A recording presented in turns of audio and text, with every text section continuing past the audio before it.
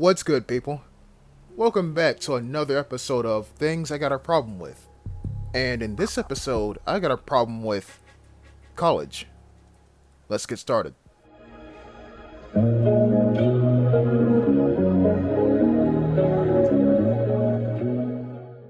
So let me set the record straight. I myself am a 4-year college degree graduate. I graduated from college in spring 2020 at the height of the coronavirus. Yeah, so I feel like I have enough leverage to speak my mind on the higher level education system that is in America.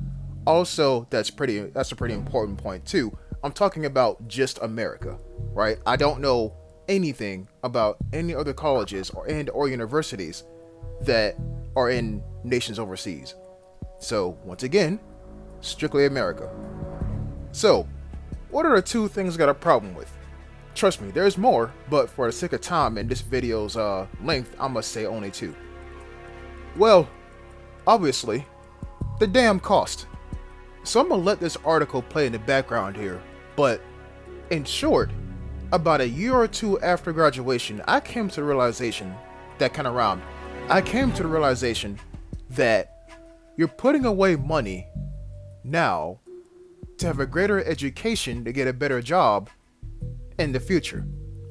You're taking on debt to say, I have a degree to where you can go to a job and then pay off said debt. Wouldn't it just be better to not have debt at all? Wouldn't that be better? I mean, I was at a car show this past Saturday, and there are some older gentlemen talking about, the good old days when cars had, like certain markers on them so you can tell what year is what in the same generation. Like certain tail lights, certain side markers, all that good stuff.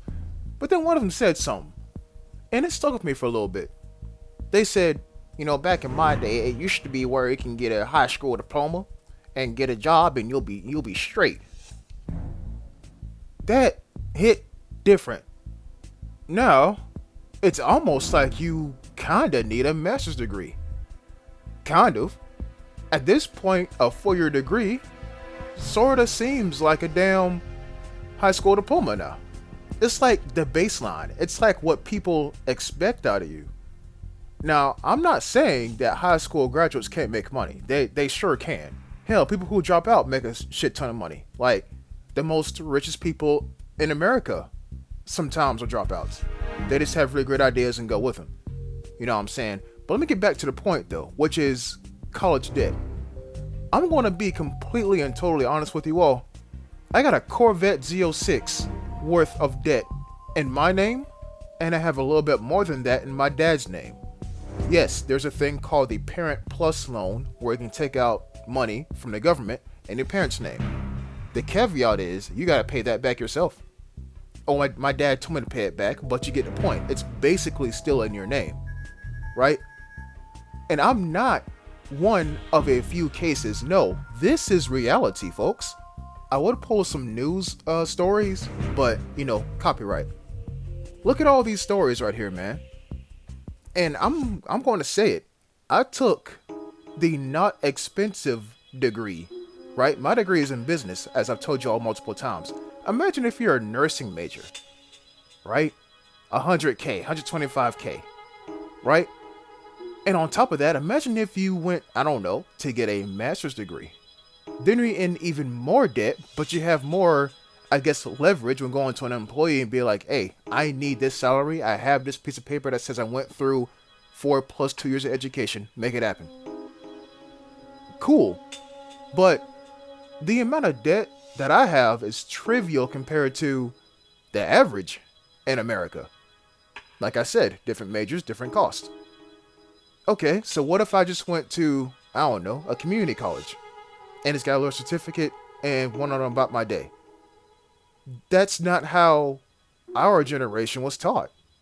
We were taught to graduate high school, go to college, get a degree, get a job, buy a house. That's it. You're done. That's how we were taught. We never thought about going to a trade school. We never thought about going to a technical school, picking up a trade, like electrician, HVAC, getting a license or something like that, and going on about our life. We weren't taught that.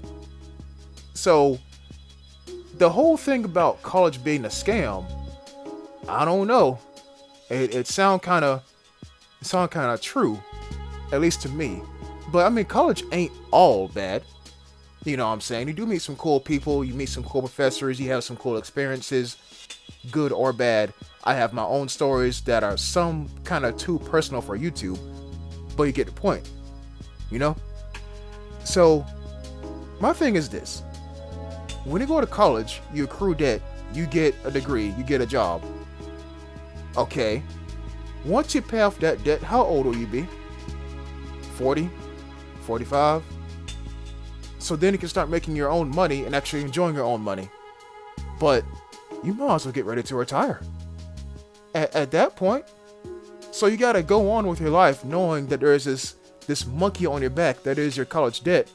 And you're just sitting here like, damn, I could really be paying off my debt instead of taking a trip to the Dominican Republic. Me pay off my debt instead. Now that's how I would think about it. You know what I'm saying? Others would disagree and still take the trip. I don't know. I just don't like having any debt on my credit report. But then again, debt in and of itself is something that America needs to keep going. Now I won't touch on that, but by all means, go ahead and look at how much debt America has. Like national bank kind of debt. I'm gonna give you a hint. We can't pay it back. But that's enough about the debt for college. I can go on for hours about that, as you can clearly see. Here is my second problem with college, and that is fraternities and sororities on campus. How can I have a problem with this? It ain't got nothing to do with me. I didn't do this in college. I just went to class, went back, studied, took tests, and graduated.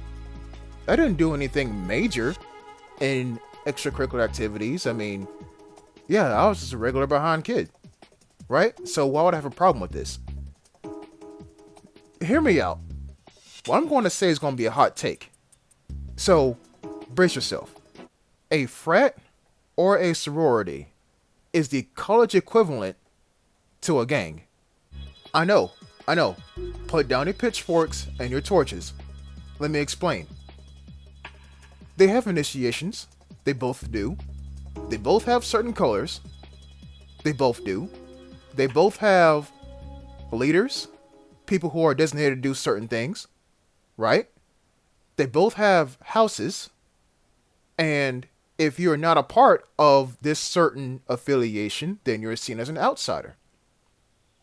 Is that not what a gang does? I mean, granted, networking, right? You know, that's cool and all, but hey, ain't the same thing happening, like, I don't know, for gangs in other places too? You know, you walk up to a person, give them a certain handshake, then they know you part of gang. You know? That's just me. Maybe I shouldn't even expand on that because I hurt a couple of feelings, but that's just how I see it. I mean, think about it. Initiation night? Come on now. But I could go into detail about how people got heavy injuries off of initiations and how people got humiliated for like their freshman year and whatnot. Basically being a slave for other, like hazing, basically, right?